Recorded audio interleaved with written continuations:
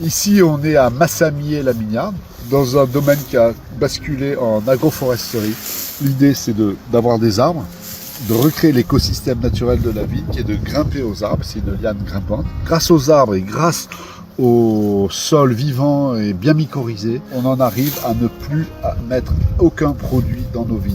Plus de produits, plus de soufre, plus de cuivre, plus aucun produit dans nos parcelles. Les raisins sont entièrement naturels. La seule chose qu'on se permet, c'est de laisser les moutons ouvrir les rangs de vignes pour qu'on puisse vendanger et tailler la vigne. On a eu la baisse des récoltes et grâce à nos arbres, l'objectif c'est d'arriver à un humus forestier et d'avoir petit à petit une remontée des récoltes. Mais effectivement, en ce moment, on est sur des petites récoltes. D'une part, on a un bonsaï et d'autre part, le même bonsaï qui rencontre l'arbre et qui monte à 3-4 mètres. Assurément, si l'arbre avait été plus haut, il serait allé plus haut. Et plus il est haut, plus il fait de la photosynthèse, plus les raisins sont riches et plus il fait des réserves pour l'année d'après. Alors donc un des gros intérêts d'avoir une forte charge en biodiversité sur les parcelles, c'est de limiter les espèces invasives. En fait, tout est entre guillemets en compétition et le fait d'avoir cette grosse diversité permet que si une des essences est touchée par la maladie, on limite la propagation du fait de la distance entre les différents arbres de même essence et on permet comme ça une espèce de résilience accrue de la parcelle.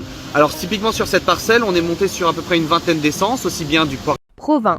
Eva perd ses 2 bras en sauvant sa fille attaquée par leur Rottweiler. Un drame bouleversant s'est produit dans la nuit du 29 au 30 août 2025 à Provins, Seine-et-Marne. Tout commence lorsque le Rottweiler de la famille tente de dominer l'adolescente de 12 ans.